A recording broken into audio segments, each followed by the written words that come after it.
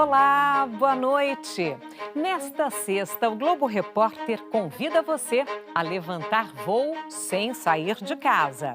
Vamos observar juntos lá do alto o Pantanal mato-grossense, revivendo as emoções da expedição que atravessou a Terra das Águas e revelou segredos do coração do Brasil.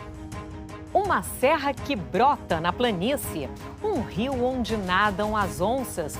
Nossa equipe viajou ao lado delas. Araras azuis, veados, antas e a grande farmácia do mato. A beleza de um jardim suspenso sobre os rios. Vozes do Pantanal. Cientistas conseguem entender o que dizem os bichos? E a grande jornada dos rebanhos que fogem da enchente. O programa desta noite é uma coprodução com a Rede Mato Grossense de televisão, afiliada da Rede Globo.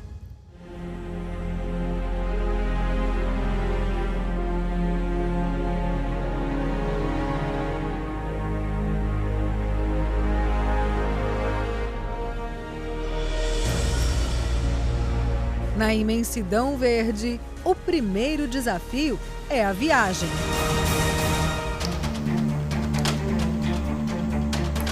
É tanta beleza, mas para chegar é uma aventura, um sofrimento.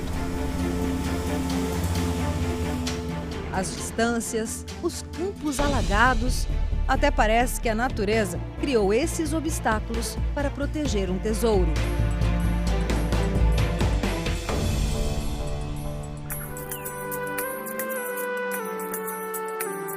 Quanto mais a gente avança, maior é o encantamento. Até na árvore morta tem vida, araras azuis. Elas passam horas comendo os cocos de acuri. Os veados nem se importam, continuam ali, pastando. Mais arisco, o lobinho encara e foge. E a anta se esconde no mato.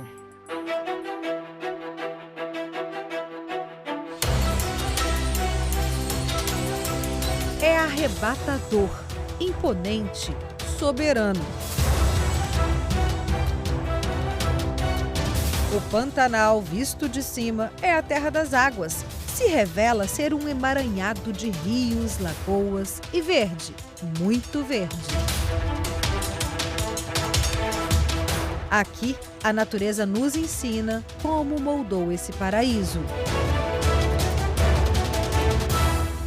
Essa é a região mais isolada do Pantanal e uma das mais importantes para a conservação de toda a planície pantaneira. É que aqui tem a vegetação do Pantanal, do Cerrado, da Amazônia e também a Serra do Amolar, que é um refúgio natural.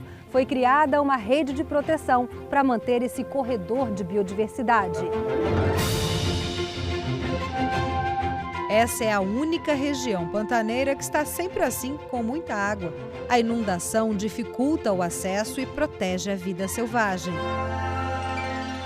Pessoas ficam surpresas, quando descobrem que no meio de uma planície de aproximadamente 138 mil quilômetros quadrados você tem serras. E essas serras eram extremamente importantes para que esse ecossistema funcione com toda a sua dinâmica, como área de refúgio, controlando o regime de cheias e dando vida para toda essa biodiversidade. As fazendas têm áreas de proteção. Os pesquisadores estão mapeando a flora e a fauna. Nós já levantamos 33 espécies diferentes de mamíferos ocorrendo nessa região. Foram 120 espécies de formigas levantadas por outros pesquisadores, 420 espécies de besouros, 120 espécies de plantas. Isso aqui é literalmente uma riqueza de todo ser humano,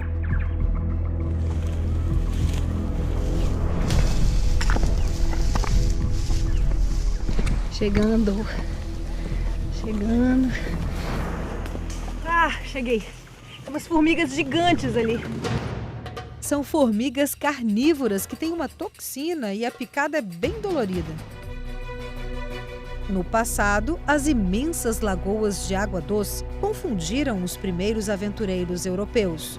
Eles achavam que aqui era um mar, o Mar de Charaés. Hoje, sabemos que esse é o caminho para o Parque Nacional do Pantanal. isolado, o acesso até o parque é por avião ou pelas águas. Nós partimos de Porto Jofre e seguimos de barco pelo rio Cuiabá. Nossa, que lindo! Imagino que não vai ser lá em cima, hein?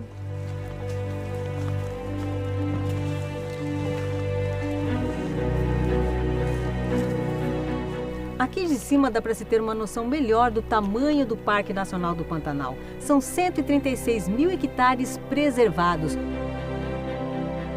É uma área que é muito procurada para a atividade de pesca, tanto a pesca esportiva quanto a pesca profissional. Então, um dos desafios é manter o parque sem a atividade da pesca ilegal. A pesquisa científica ela é muito importante, então o parque também apoia a realização dessas pesquisas científicas para a gente ter um conhecimento da biodiversidade que está sendo protegida dentro do Parque Nacional. Um lugar de encontros raros. A onça passou nadando pertinho do nosso barco. A fêmea do cafezinho botou os ovos numa vitória régia. Seguimos o caminho das águas e encontramos um oásis às margens do rio Paraguai. O que a anta come? Alguém sabe me dizer o que a anta come? Ela está espalhando sementes para repovoar tudo isso aqui, todas essas vegetais que existem aqui. A riqueza natural é assunto das aulas. Compartilhar conhecimento para despertar nas crianças o orgulho de ter nascido aqui. Isso aqui é lindo. A primeira vez que eu vi essa serra, assim, eu fiquei completamente tonta com essa beleza e pensar que isso... Não sabia que existia, não sabia, que tinha essa coisa tão linda na fronteira com o Brasil. O encantamento fez Tereza comprar terras na região. Ela buscou parceria com os amigos e construiu essa escola para atender as crianças ribeirinhas que não tinham onde estudar. Aqui na Escola Jatobazinho, a capacidade é para 60 alunos que estudam do 1º ao 5º ano. Mas essa é uma escola diferente. Os alunos moram aqui em regime de semi-internato. Ficam na escola de segunda a sexta e passam o fim de semana em casa. Essa é uma aula de matemática. Esse jeito diferente de ensinar foi o caminho encontrado para que os pantaneirinhos tivessem ensino de qualidade sem ter de deixar o Pantanal. Eu moro na Ilha da Amizade. Mas se não tivesse essa escola perto da ilha onde você mora, onde você ia estudar? Eu ia ficar lá na minha avó mesmo. Sem estudar? Quando começa a chover com frequência por aqui, é sinal de que vai ter mudança na paisagem. Quando falamos em cheia ou inundação, logo nos vem à mente a ideia de algo fora do normal. No caso do Pantanal, é diferente porque isso acontece todos os anos. Quando chega a estação das chuvas, o solo, seco e poroso, se encharca com facilidade e em poucos dias já não consegue mais absorver tanta água. Rios e lagos transbordam, renovando ciclos de vida. A água sobe, a temperatura muda, os animais registram esse movimento. Esse movimento, então, começa assim, faz com que toda a produtividade biológica do Pantanal aumente. Então, quando nós vemos assim, muitas aves, muitos peixes, isso é fruto dessa inundação. No tempo das águas, a estrada se transforma em rio. O pessoal que navega aqui tem que conhecer muito da região, né? Essa época do ano aqui. Quem não conhece muito da região costuma se perder. Na época de cheia, muitas casas ficam ilhadas no Pantanal. É quando as sucuris são vistas com mais frequência por aqui. Segundo os ribeirinhos, o alvo é o galinheiro, onde elas encontram comida farta. Seu Márcio já perdeu as contas de quantas galinhas viraram janta de sucuri. Ela ataca mais à noite, né? Porque é o horário que a galinha fica concentrada só num lugar, eu acho por isso que ele fica mais fácil dele atacar, né? Os ribeirinhos acabavam matando as sucuris para evitar prejuízo nos galinheiros. Mas o conhecimento científico mudou esse olhar. Foi então que o seu Doalci inventou o galinheiro à prova de sucuri. Então eu usei uma tela mais grossa, fiz ele de alvenaria, ergui um pouco do chão para evitar delas entrar em fresta, né? Hoje, os ribeirinhos ajudam na pesquisa e na proteção da sucuri. E já aprenderam que ela não tem veneno e nem quebra os ossos da presa. turista que vem para o Pantanal, ele tem uma lista, né, de bichos que ele quer ver. E a sucuri, com certeza, está nessa lista. E a gente acredita que ela tem um potencial ecoturístico grande, né, que ela pode ser vista por turistas. A gente pode pensar num turismo de sucuris, assim como existe um turismo de onça. Quando muda a paisagem, muda também a rotina dos peões no Pantanal. Com o alagamento das áreas de pastagens, é hora de levar o gado para as regiões mais altas, onde a água não chega. Quando a enchente é muito grande, a gente fica com o desafio de passar dias, semanas e até meses para reunir esse gado. Na Terra das Águas, tem que saber viver sem pressa. Aqui é um lugar agradável, um lugar bom de se trabalhar, né? É um escritório que não dá aborrecimento em ninguém, né? O Pantanal é tão grande que a cheia não chega de uma só vez em todos os lugares. O pantaneiro entende como poucos os sinais da natureza. A travessia na ponte tem de ser lenta para não assustar os animais. Aqui no Pantanal, uma regra é se ajudar. Na cheia ou na seca, os fazendeiros se unem para retirar e transportar o gado. Há mais de 200 anos, a pecuária é a principal atividade econômica aqui no meio da planície pantaneira. E agora a discussão é uma pecuária sustentável, conservando o meio ambiente e mantendo a produção. Seu João é um dos pioneiros. Na fazenda dele, boi e animais silvestres compartilham o mesmo espaço. Hoje nós temos aqui o porco monteiro em quantidade, você tem a onça que aparece, você tem o veado, você tem a capivara, você tem a anta. Eles pensam em criar um selo de carne produzida em uma região conservada, sem uso de agrotóxicos e respeitando a natureza e as pessoas que vivem aqui. Esses fazendeiros são os que abrem as porteiras para a ciência. É o princípio do econegócio. Valorizar os produtos cuja produção ajuda a conservar o Pantanal. Na flor do aguapé, o ponto amarelo é um sinal para os insetos saberem onde está o néctar. Esse jardim suspenso só pode ser visto na época da cheia, quando as flores amarelas se abrem e formam esse tapete sobre os rios pantaneiros. No emaranhado de raízes, os peixes encontram refúgio e comida. E daqui a algum tempo, tudo isso aqui vai estar seco. É exatamente essa capacidade de resistir a períodos de estiagem e de inundação que chamou a atenção dos pesquisadores. Um grande desafio para os cientistas é descobrir dentro das plantas os compostos químicos que podem ser usados na fabricação de remédios, cosméticos. Aqui na Universidade Federal de Mato Grosso do Sul, esse grupo de biólogos e farmacêuticos trabalha assim, se embrenhando no mato, no meio do Pantanal. Eles caçam tesouros naturais.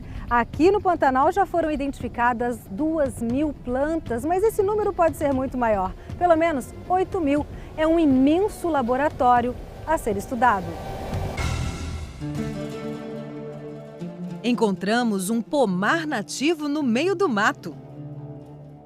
Os frutos caem maduros na época do calor, antes da cheia. Ele é meio azedinho.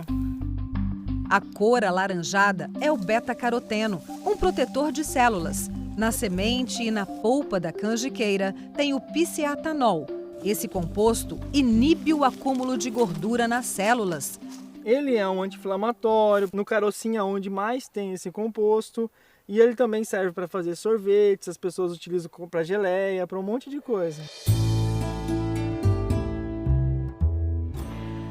Essa comunidade rural aqui de Poconé utiliza muito as plantas do Pantanal com objetivos terapêuticos, ou seja, no tratamento de doenças. É isso mesmo, dona Maria?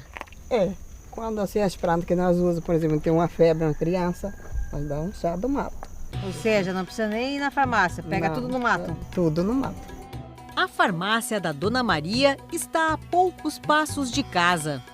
Bom, esse aqui é o andilinho, que usa para diabetes, úlcera e gastrite. Essa pantaneira de nascimento conhece bem o potencial de cura das plantas. Dona Maria, qual que é a parte que a senhora usa para fazer o chá? Esse aqui. Esse aqui parte é vermelha. A parte mais avermelhada? É, um pedacinho aqui, massa bem, ele põe na água para tomar. Essa parte branca também dá para usar? Pode também. Essa flor amarela e delicada é um remédio natural. Olha esse cheirinho dela. Nossa, então que ela delícia. tem um óleo essencial aromático muito rico aqui e muito agradável. Mas esse amarelinho dela são os flavonoides, que são substâncias que protegem ela contra o sol. Os flavonoides combatem o envelhecimento das células e têm efeito detox. O extrato da flor de Jateica também é anti-inflamatório. Ela mata as bactérias e isso melhora essa inflamação da gengiva. Então a pessoa consegue recuperar a gengiva e a gente tem a eliminação da bactéria que causa a cárie também. Então quer dizer que aqui nessa florzinha pantaneira já encontraram um efeito bactericida? Sim, a gente já pode ter aqui um futuro enxaguatório bucal. Agora eu vou colocar a casca do angelim na água aqui. Intuitivamente, a pantaneira encontra a dose e o jeito certos de preparar o remédio na água fria. Não pode ferver, o angelim é forte. Quando eu coloco água quente e levo ao fogo, eu vou estar extraindo muito mais o princípio ativo. Então, o ideal é estar preparando e deixando em contato com a água um pouquinho para poder fazer o processo de extração. Mas é amargo, hein, Dona Maria? Por isso que é bom para dor no estômago.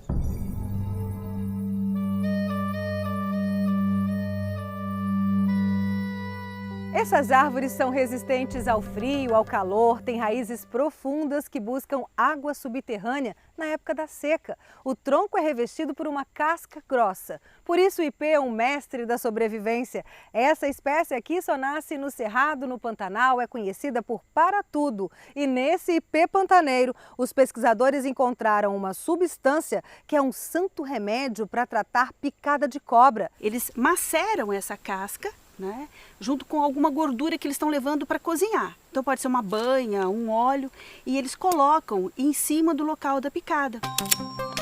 A gente tira aqui esse tecido morto dela. O que o ipê usa para se proteger também pode curar as pessoas. Nossa, é muito amargo. E ela é amarga justamente por causa dessa substância que a gente estuda, que é um eridoide. Esses ratos receberam pequenas doses do veneno e foram tratados com o extrato do ipê pantaneiro. Não tiveram sequelas. E aqui a gente pode ver o quanto se reduz a hemorragia. O remédio feito com o para-tudo é o primeiro à base de plantas para tratar as sequelas de picada de cobra, mas não substitui o soro antiofídico. Aqui no Laboratório de Bioquímica da Universidade Federal de Mato Grosso, o desafio dos pesquisadores é avaliar cientificamente se as plantas de fato têm as propriedades que podem levar aos efeitos relatados pelos pantaneiros. Lembra da Dona Maria, que usa a casca do angelim para dor de estômago? Pois é, as pesquisas revelaram que a planta também é um santo remédio para tratar diabetes. Nós constatamos também, então, que esse efeito se deve à melhora na ação da insulina no organismo.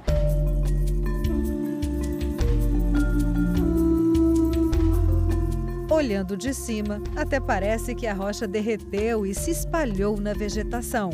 Aqui encontramos a campeã de resistência. Você conhece a planta que ressuscita? É a selaginela. Que não é solo, é pedra e ela nasce aqui. No calor escaldante, a selaginela fica esturricada. Ao jogar um pouco de água... Você viu aqui onde a gente molhou? Olha como ela tá diferente, olha como ela tava. Seca. E agora 1 hora, olha como ela já tá toda... Vou tirar um pouquinho aqui para você ver. Ó. Olha como ela já tá toda verdinha. Essa defesa da planta é a grande descoberta. São cristais de açúcar, uma reserva estratégica para dar resistência à selaginela. Aqui a gente vê a planta com os pontinhos brancos e quando coloca uma luz ultravioleta, olhem só a mudança. Tudo que está roxo aqui é um composto químico que estimula o sistema imunológico. Ele passa, então, a fazer com que o organismo reaja e enxergue aquilo para poder reagir, combater e eliminar aquele parasita. A selaginela pode ser usada no tratamento de leishmaniose visceral. Os testes já comprovaram a eficácia dessa plantinha pantaneira. Na biodiversidade, pode estar a cura para muitas doenças. Eu tenho 67 anos, fui no médico 3 vezes, eu tenho 6 filhos.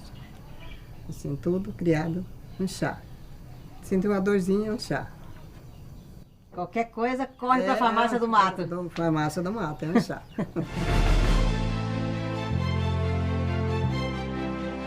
No maior refúgio de vida silvestre das Américas, cada espécie tem a sua preferência.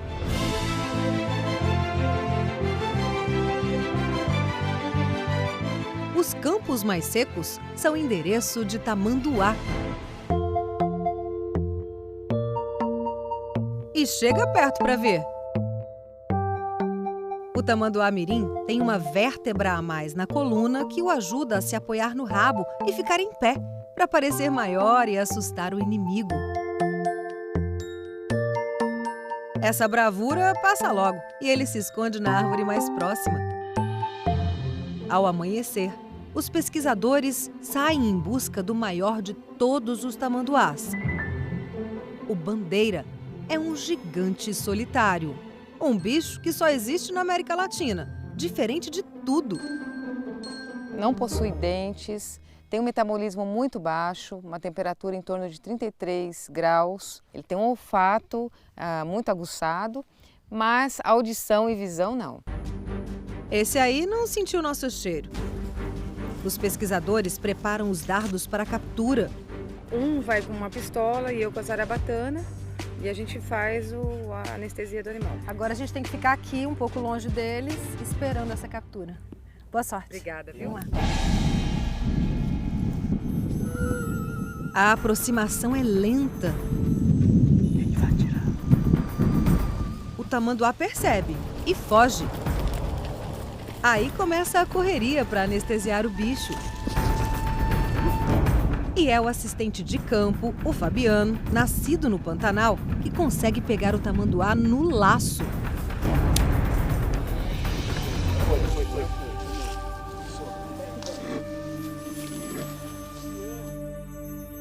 O efeito da anestesia é de 40 minutos.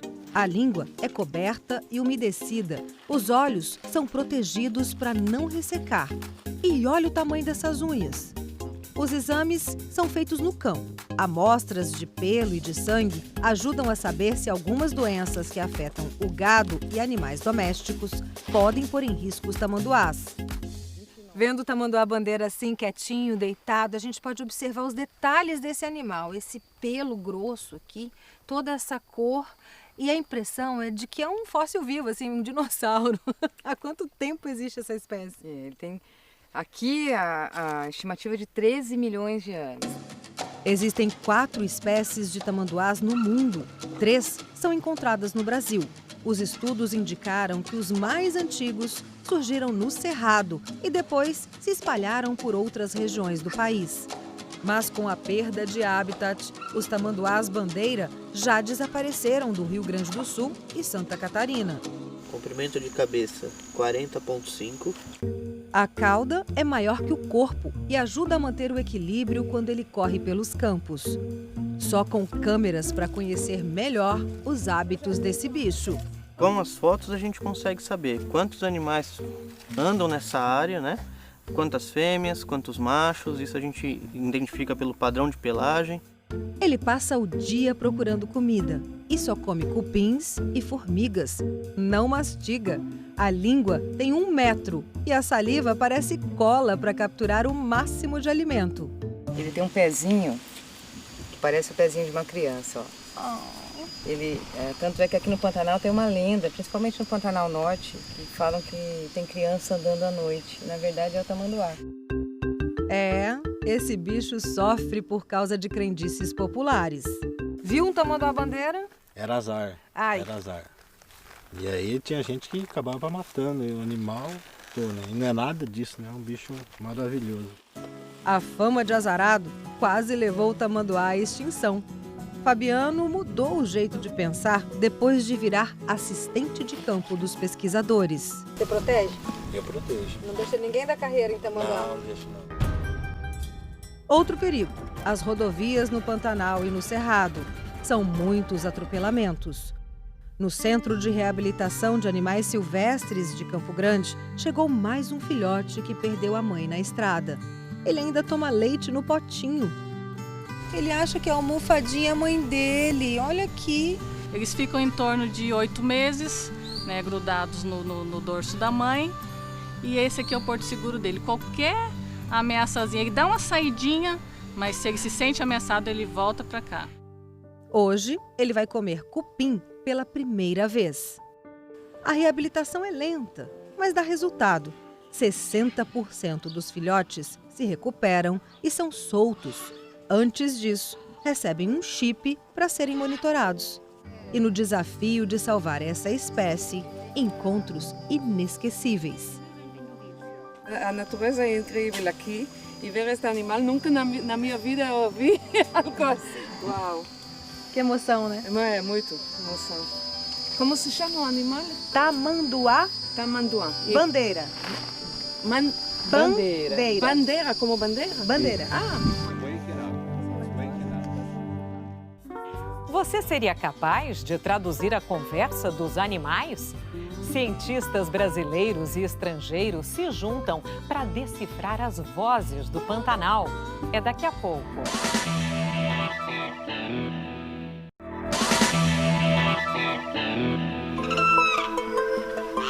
O som da vida. Basta ficar quietinho para ouvir uma orquestra natural. Às vezes é difícil até saber de onde vem o som.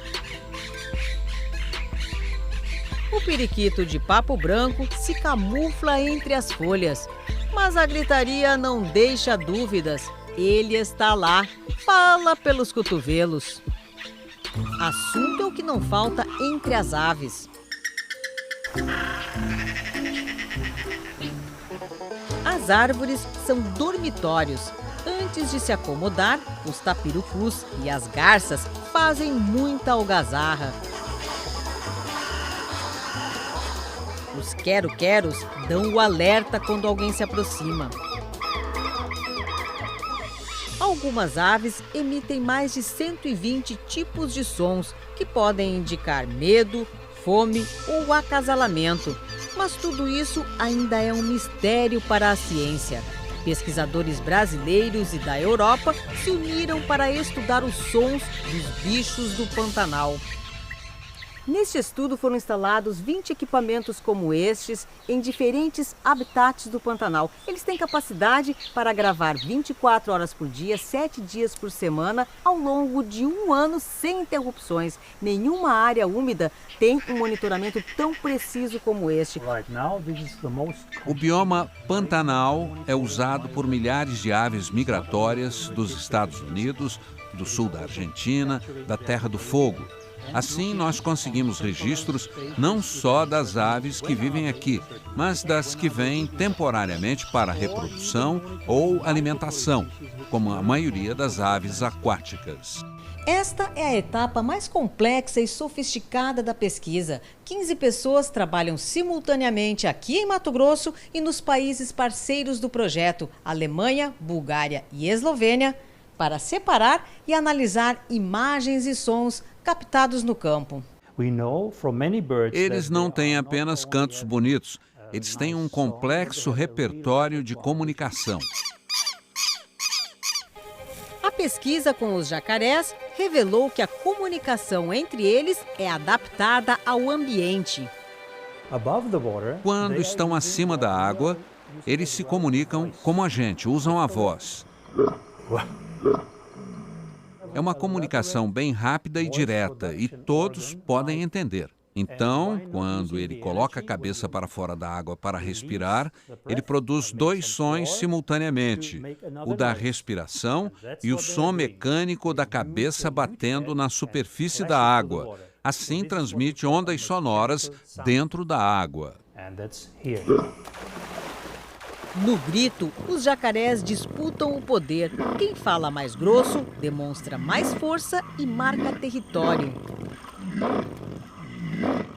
Os pesquisadores também gravaram os sons da conquista, um ritual entre macho e fêmea. Durante a reprodução, os machos usam todos os sinais possíveis. Voz, batimento da cabeça na água e movimento das patas dianteiras, produzindo as ondas sonoras e infrassom. É o cenário que provoca a dança das águas.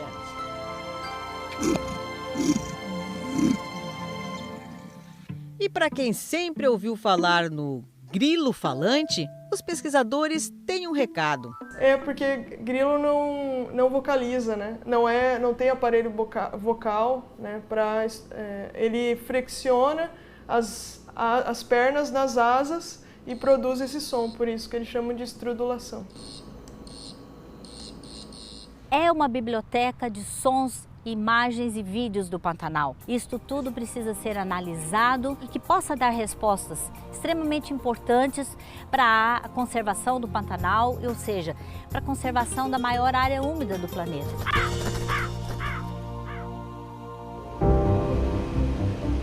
No Rio Negro, os pesquisadores já descobriram o que as ariranhas falam.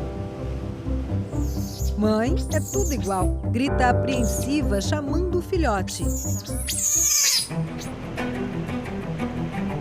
Há 11 anos, Caroline Leustenberger estuda as ariranhas pantaneiras. Quando percebem que tem gente por perto, emitem o bufo, um sinal de alerta. Até então a gente conhecia 9, hoje a gente já reconhece 15 tipos sonoros diferentes. E elas utilizam esses tipos sonoros em combinações, o que aumenta ainda mais a complexidade do sistema de vocalização da espécie. Esse chorinho aí é para espantar a colega que quer roubar o almoço. E quando aparecem os intrusos, tem briga no rio. O Pantanal é um dos principais refúgios de ariranha no Brasil. A estimativa é que aqui existam mais de 4.000 ariranhas espalhadas pelos rios. Essa espécie passa 60% do seu tempo dentro d'água pescando, tem um metabolismo acelerado, precisa de muito peixe e também é bem inteligente. É uma das primeiras a perceber alterações no meio ambiente e fogem para lugares mais conservados. Por isso, ela é uma espécie indicadora de qualidade ambiental. Alguns grupos se refugiam nas baías, essas lagoas aí nos campos alagados com fartura de peixe. Elas se esbaldam com a lufada de lambaris. A pesquisadora conseguiu instalar câmeras dentro de uma toca e viu como os filhotes eram tratados. As locas, em geral, elas têm vários salões. Em especial essa que a gente conseguiu monitorar, ela tinha então um salão mais profundo onde os filhotes estavam alojados. E isso impedia que eles saíssem da loca, né, que ficassem mais expostos. Por causa da caça e da perda de habitat, essa espécie que vivia em toda a América do Sul está ameaçada de extinção. Restam poucos lugares no Brasil onde as ariranhas podem ser vistas assim.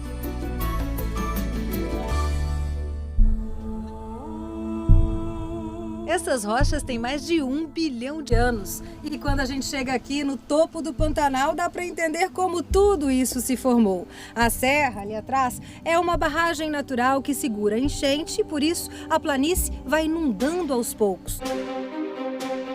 A água vem da parte alta. Todos os rios pantaneiros nascem no Planalto, longe da área que alaga. E é lá que estão as ameaças. A borda em volta do Pantanal tem 217 mil quilômetros quadrados. Quando a vegetação nativa é retirada, a terra fica frágil. A chuva leva a areia para o leito dos rios que vão entupindo a planície. E no Pantanal houve um avanço também grande de desmatamento, principalmente nas bordas do Pantanal. Então são duas frentes de impacto que a gente vê acontecer. A ocupação do Planalto e com a maior entrada de sedimentos, e o próprio uso da terra dentro da planície, né? O desmatamento para a plantação de pastagens nativas.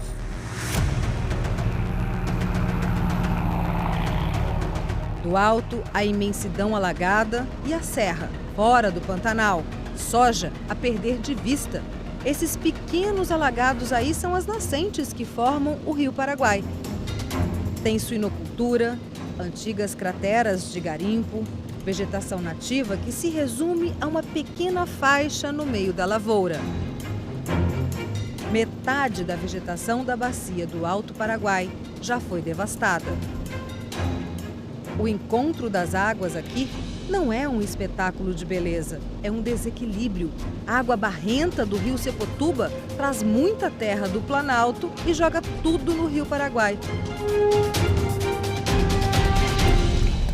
Professor Aguinaldo Silva, da Universidade Federal de Mato Grosso do Sul, acompanha há uma década a mudança na paisagem. Ele coleta amostras, mede a quantidade de areia e terra na água. Com o aumento da produção de sedimento, começa a chegar a água e mais sedimento. E a tendência é essa área entulhar, encher de sedimento e essa água buscar fluir para o Novo Zuns. Os rios pantaneiros mudam de curso, mas o que deveria levar séculos está acontecendo em poucos anos. A gente pode ver os antigos leitos, novas ilhas e lagoas que se formam por causa dessa mudança. Olha o encontro dos rios Vermelho e Miranda. A barreira de sacos é para segurar a correnteza que está arrancando a terra e ameaça a casa. Para os pesquisadores, é assim que o Pantanal pede socorro. Com o frescor do amanhecer, saímos para pescar. Mas esta é uma pescaria diferente. Vamos conhecer os peixes jardineiros. Esses peixes eles fazem dispersão de sementes em áreas alagadas. Essa interação do peixe-planta ela é chamada de ictiocoria e ocorre nesse período de cheia, em áreas alagáveis como o Pantanal e na Amazônia. Mas o que acontece com os frutos que os peixes comem? Em busca de respostas, os pesquisadores pegam os peixes e recolhem o material que eles têm no estômago. Depois, soltam de volta no rio. O pacu é um campeão. Ele nada para longe e leva na barriga um jardim a ser semeado. Encontramos indivíduos com mais de 3.500 sementes inteiras, com uma diversidade de 14 espécies de plantas diferentes dentro de um único indivíduo. Então, o pacu, pra gente, ele é considerado o melhor dispersor do que as outras espécies. E o que a gente está analisando agora são as outras espécies. Por isso, o regime de cheia e seca ajuda a manter vivo o Pantanal. Nos campos alagados, os cardumes espalham sementes que vão brotar quando as águas baixarem. Assim, o ciclo da vida se renova.